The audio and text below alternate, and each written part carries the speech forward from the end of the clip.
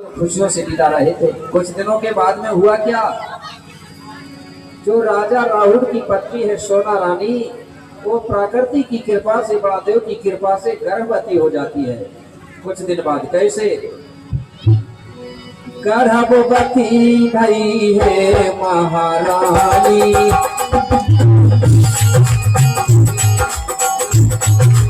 गर्भवती भई है महारानी,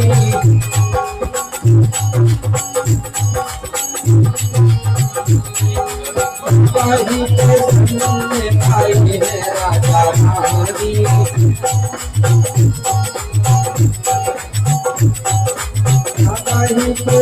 सुनने पाई राजा रानी, कहीं पे सुनने पाई राजा रानी। कुछ दिनों के बाद में जो सोना रानी है वो गर्भवती हो गई। जब रानी गर्भवती हो गई तो राजा रानी दोनों बड़े खुश हुए।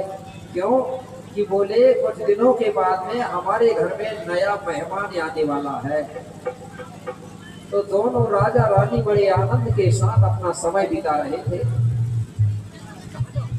एक दिन की बात है मेरे भाई, राजा रानी दोनों बैठे हुए थे।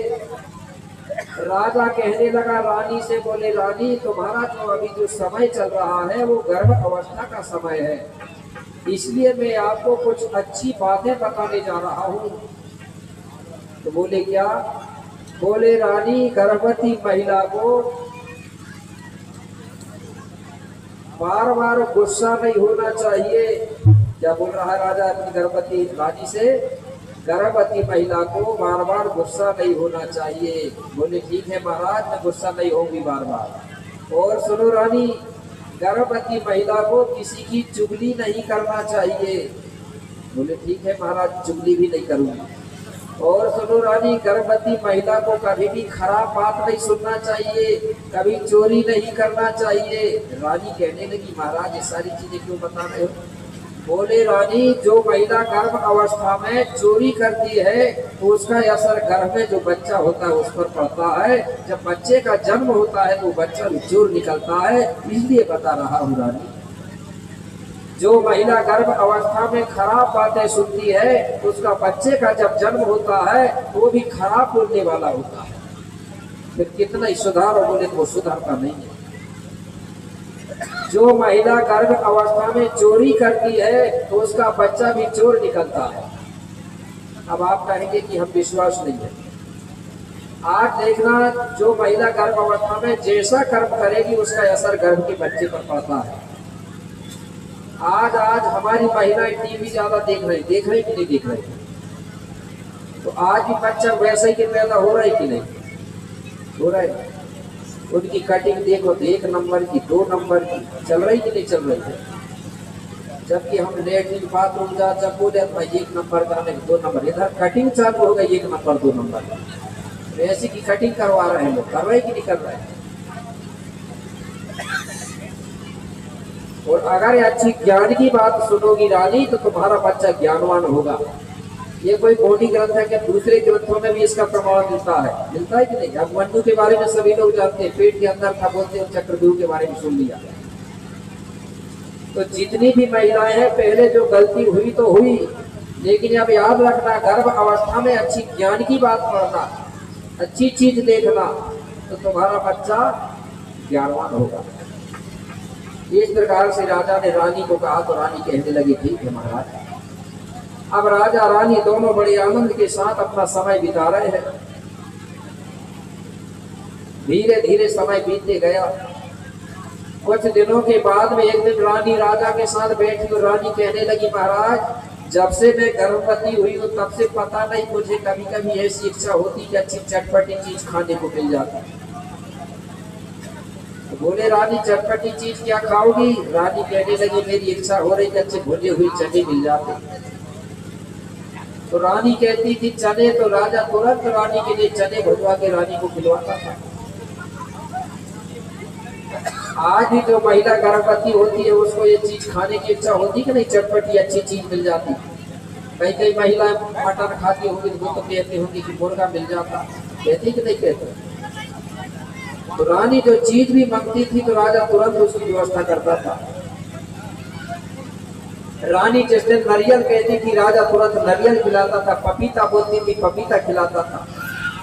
एक दिन रानी कहने लगी महाराज मुझे सबसे ज्यादा इच्छा हो रही है बोले भाजी खाने की।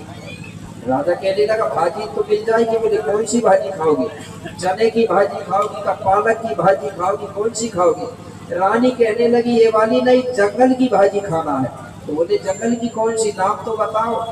रानी कहने लगी जिसको क्योलार बोलते हैं, कोटवाड़ी बोलते हैं, जानते हैं ना क्योलार बोलते हैं आप इधर, वही कोटवाड़ी भी बोलते हैं। सबने खाए ही कि नहीं खाए?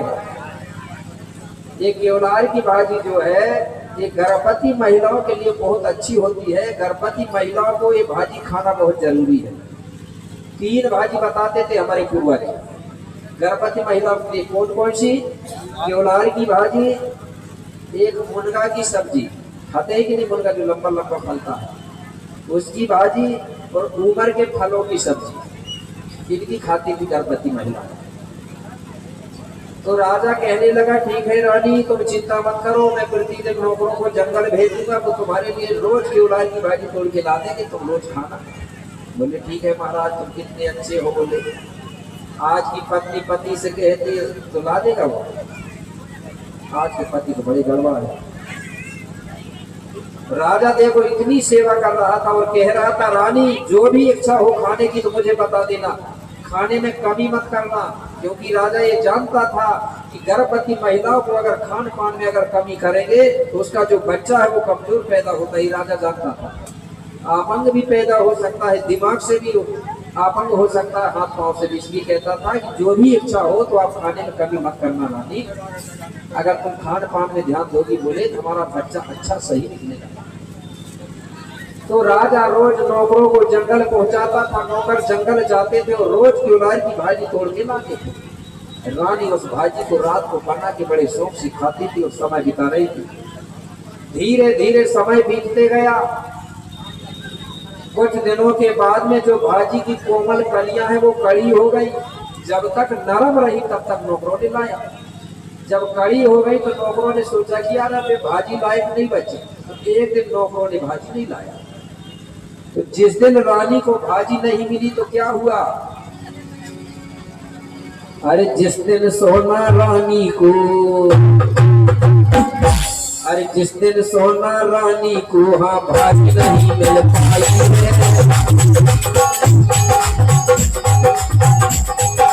जिस दिन सोना रानी को हाँ भाजी नहीं मिल पाई है, उस दिन सोना रानी को हाँ, उस दिन सोना रानी के हाँ भोजन कटना पाई है, उस दिन सोना रानी के हाँ भोजन कटना पाई है, भोजन कटना पाई है। जिस दिन नौकरों ने भाजी नहीं लाया तो सोना रानी ने भाजी के बिना खाना भी नहीं खाई और भूखे पेट सो गई। अब भूखे पेट तो सो गई लेकिन रानी को रात भर नींद नहीं आई। क्यों? भूखों के कारण रानी को नींद नहीं आ रही थी। रानी रात भर सोचती रही कि कब सुबह होगी और मैं खुद जंगल जाऊंगी और खुद अपने हाथ से भाजी तोड़ के लाऊंगी तभी खाना खाऊंगी। रानी सोना ने बड़े मुश्किल से मेरे भाई रात बिताई। जैसे ही सुबह हुआ तो रानी ने तुरंत अपनी गांव की जो सखी सहेली है उनको बुलाई, उनसे बताने लगी बोले कल हमारे यहाँ नौकरों ने भाजी नहीं लाया इसलिए मैंने रात को खाना नहीं खाई, भूखे पेट सो गई और बहन मुझे रात भर नींद नहीं आई भूखों में, इसलिए बहन तो मेरे साथ भाजी लेने के लिए जंगल चलो। क्यों? रानी कहने लगी भाजी बिना जिया नहीं माने, भाजी बिना जिया नहीं माने, जिया नहीं माने बहन जिया नहीं माने, जिया नहीं माने बहन जिया नहीं माने, सच लोरी तुम्हें भाजी के खाने,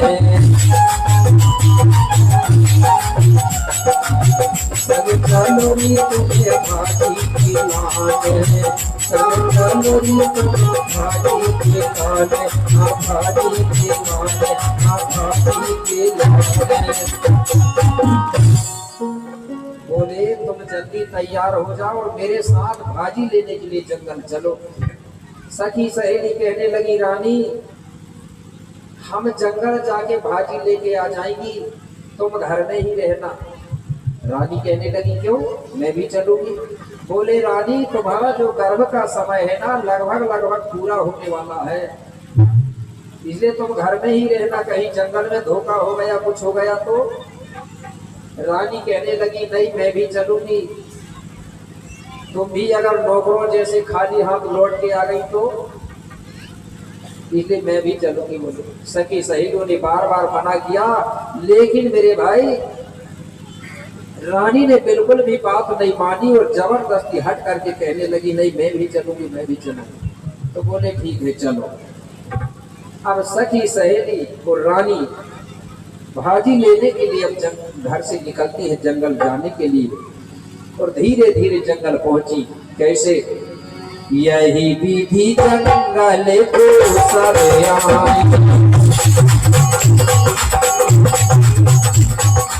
हरी हरी भाजी पे हर साई,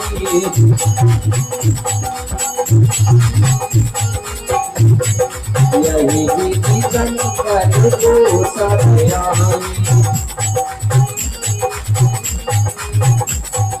हरी हरी भाजी पे हर साई, हरी हरी भाजी पे हर साई। जंगल पहुंची, वहां जाके देखी तो जंगल में ढेर सारी केवलार की हरी हरी भाजी लगी हुई। रानी देख के मन ही मन में बड़ी प्रसन्न हुई और सखियों से कहने लगी देखो बहन कल बोले नौकर झूठ बोल रहे थे कि जंगल में भाजी खत्म हो गई, देखो इधर तो ढेर सारी भाजी लगी है।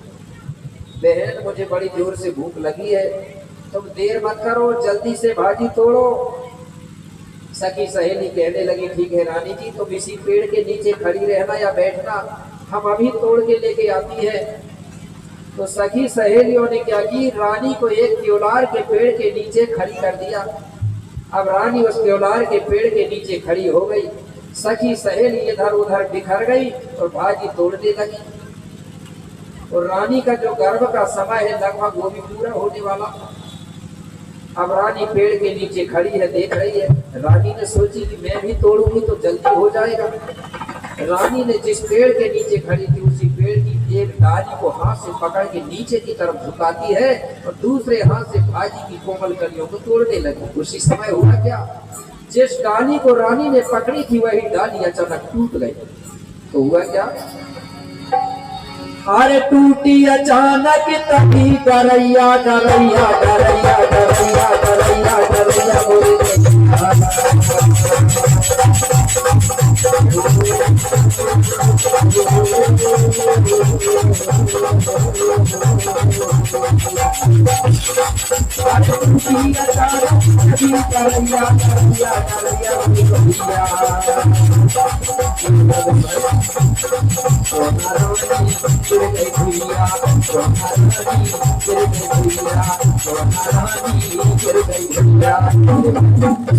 जिस डाली को रानी ने पकड़ी थी वही डाली अचानक टूट गई। सोना रानी के दोनों पांव फिसल गए, सोना रानी पेट के बाहर जमीन पर गिर गई। सोना रानी के पेट को बड़े जोर से दर्द हुआ, झटका लगा, सोना रानी बेहोश होकर जमीन पर लेट गई।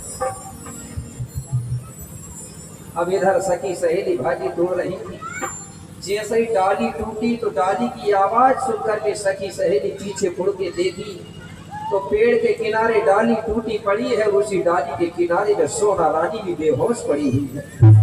सखी सहेलियों ने भाजी तोड़ना बंद किया और दौड़ दौड़ करके रानी के पास आ गई और रानी को देखी तो रानी बेहोश पड़ी हुई थी। रानी से सखी सहेली बोलने लगी, बोले रानी जी क्या हुआ, रानी जी क्या हुआ। रानी ने बिल्कुल भी नहीं बोली। सखी सहेली घबरा गई, आंखों से आंसू आने लगे कहने लगी। इसलिए तो हम रानी को कह रहे थे कि रानी जी मत जाओ, लेकिन बिल्कुल भी नहीं मानी, बोले जबरदस्ती हट करके आ गई। अब हम जंगल में करें तो क्या करें, हमारे पास कोई व्यवस्था नहीं है, ना कोई कपड़े है, ना कुछ नहीं है। अब क्या करें। सभी सखी सहेलियों ने जिसने जितना भाजी तोड़ा था अपनी झोली से भाजी निकाली और जमीन पर बिछा दिया। भाजी की कोमल कलियों का बिस्तर बना दिया और रानी को दोनों हाथों से पकड़ करके उठा करके और भाजी की कोमल कलियों के बिस्तर में सुला दिया। सुलाने के बाद सभी आसपास बैठ गई और प्रकृति से प्रार्थना करने लगी, हे प्रकृति शक्ति थोड़ा पेट बढ़ा दो, हमारी रानी जी को कुछ नहीं होना चाहिए, इसकी रक्षा करना। लेकिन प्रकृति किसी के बस का नहीं है। तुरंत मेरे भाई मौसम बदलने लगा। कैसे कि जोर जोर से हवा चली, हवा चलने लगी और होने लगी है अंधियारी और काले काले बादल छाए, आज मेघ गरज रहे भारी। मेरे भाई तुरंत आकाश में काले काले बादल छा गए, मेघ गर्जना करने लगा, हवा धुंध चलने लगा, अंधियारी सा छाने लगा। पूरा जो वातावरण है डरावना सा लगने लगा, ऐसा लगने लगा कि पानी गिरेगा, वर्षा हो गई। ये देख करके सखी सहेली और घबरा गई, कहने लगी, हे बड़ा देव अब और क्या होगा। तो उसी समय हुआ क्या मेरे भाई कि बिजली कड़की जोरों से और छाई है घोर आवाज, और उसी समय मां सोना ने अरे जन्मी कन्या के नवजात। उसी समय बड़े जोर से बिजली चमकती है और कड़कती है,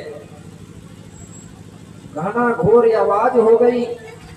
सोना रानी के कान सुन्न पड़ गए आवाज से, बिजली के चमकने से सोना रानी के आंख चकचौंधिया गए।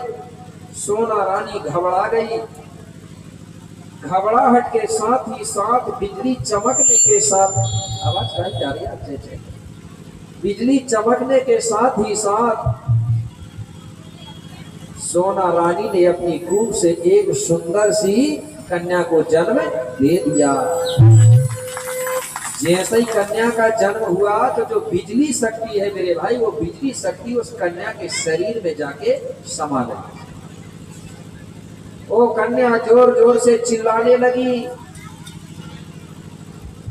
आज भी बच्चा जब जन्म होता है तो चिल्लाता है कि नहीं चिल्लाता, चाहे बेटा हो चाहे बेटी, चाहे कोई भी समाज के सबके बच्चे चिल्लाते हैं, चुपचाप कोई पैदा नहीं होता। और कैसे चिल्लाते हैं, वो भी मुट्ठी बांध के, ये ऐसा करके चिल्लाते हैं। बताइए, बच्चा जब जन्म लेता है तो मुट्ठी बांध के ही चिल्लाता है, ऐसा करके नहीं चिल्लाता। ऐसा करके चिल्लाएगा ना तो मरा हुआ पैदा होता। इसलिए पुराने लोग बोलते थे मुट्ठी बांध के आया था और हाथ फैला के जाएगा। तो जाने वाले ऐसे करते हैं ना, टाटा बाय बाय जा रहे हैं। इसलिए गोदी में जब नारा लगवाया जाता है खड़ा पेट का, तो मुट्ठी बांध के बोलते हैं खड़ा पेट का सेवा सेवा। और जो ऐसा करता है तो मैं समझ जाता हूँ कि ये अब जाने वाला है, टाटा बाय बाय करने लगा। तो ऐसा जो कर रहे हैं तो वो जाने वाले हैं, समझ जाना है, ठीक है ना। हमको ऐसा नहीं करना है। तो जब बच्चा पैदा होता है, वो लड़की जब पैदा हो रही थी तो मुट्ठी बांध के क्या बोली, जोहार जोहार जोहार जोहार करके बोलते हैं बच्चे लोग जब पैदा होते हैं। क्या बोलते हैं, जोहार बोलते हैं। और क्या बोलते हैं, फड़ा पेंता, सभी के बच्चे बोलते हैं। लेकिन बड़े होने के बाद जब इधर उधर दूसरे के संपर्क में आते हैं तो जोहार और फड़ा पेंता भूल जाते हैं। लेकिन जब जन्म होता है उसी समय जोहार और फड़ा पेंता शब्द को उच्चारण आज भी करते हैं, सभी समाज के बच्चे करते हैं। बस करते हैं कि नहीं करते। तो अगर कोई पूछे कि मुट्ठी बांधना कब से सीखा तो बता देना कि जब जन्म ले रहे थे उसी समय हमने जोहार और फड़ापेट शब्द का उच्चारण करते आए हैं, इसलिए आज हम उसी शब्द का उच्चारण करते हैं, है ना। जोहार जब बोलते हैं तो प्रकृति का सम्मान होता है, प्रकृति का अभिवादन होता है जोहार शब्द से, ठीक है ना। वो कहते हैं कि प्राकृतिक शक्ति फड़ापे जोहार जोहार, अब हम आ गए, तुझे नहीं भूलेंगे। लेकिन पता नहीं किसके संगत में आके भूल जाते हैं। कहीं वो धर्म में चले जाते, कहीं वो धर्म में चले जाते। कोई चले गए हो तो गुस्सा मत होना, ठीक है ना। अभी भी समय है लौट के आ जाना। देखो मैंने 2 लाइन कहा था ना, गोंडों का गोंडी धर्म है तो गैर धर्म मत अपनाना। गोंडों का गोंडी धर्म है तो गैर धर्म मत अपनाना। और घर में अगर शक्कर मिलती है तो गुड़ खाने को बाहर मत जाना, मत जाना। एक लोग कहेंगे कितना मूर्ख गोंड है, घर में शक्कर है और गुड़ के लिए भटक रहा है। सुख दुख तो जीवन में लगे रहते हैं मेरे भाई, ये प्राकृतिक का नियम है। हमारे गोंडों का विवाह हुआ, 2 साल बच्चे नहीं भय, वो धर्म बदल लिया बच्चों के लिए। बीमारी हुई मेरे भाई तो वो धर्म बदल दिया। ये सुख और दुख तो जीवन में आते ही जाते रहेंगे। तुम कितना ही बदल दो, ये परेशानी कभी नहीं हटेगी, मरते तक रहेगी। ये नियम ही प्रकृति का। सुख आएगा तो दुख आएगा, दुख आएगा तो सुख आएगा। ऐसा तो नहीं कहीं चले जाओगे तो सुख ही सुख मिलेगा, कहीं ऐसा नहीं होता। बड़े बड़े महापुरुषों ने तक दुख भोगा है, तब की कौन चलाई, ठीक है ना। इसलिए अगर कोई भटक गए होंगे तो अपनी जगह में आ जाना, फिर भी तुम्हारे पुरखा क्षमा जरूर करेंगे कि यार भाई लौट के आ गया मेरा बेटा, भटक गया होगा, क्षमा कर देते हैं तुझे, ठीक है। तो जैसे ही ये लड़की का जन्म हुआ तो मुट्ठी बांध के जोहार जोहार करी। जैसे ही चिल्लाना चालू करी तो जो बादल में काले काले मेघ छाए हुए थे वो धीरे धीरे कम हो गए। जो तेज हवा चल रही थी वो धीरे धीरे कम हो गई। जो अंधेरी छाया हुआ था वो कम हो गया। मतलब पहले जैसा मौसम था साफ, उसी प्रकार पूरा मौसम साफ हो गया। जैसे ही मौसम साफ हुआ तो सखी सहेली क्या करते हैं, रानी सहित उस सुंदर सी कन्या को लेकर अब घर की ओर वापिस होती है। कैसे,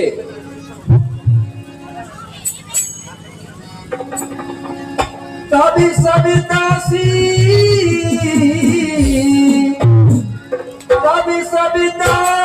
रानी संगे धाई।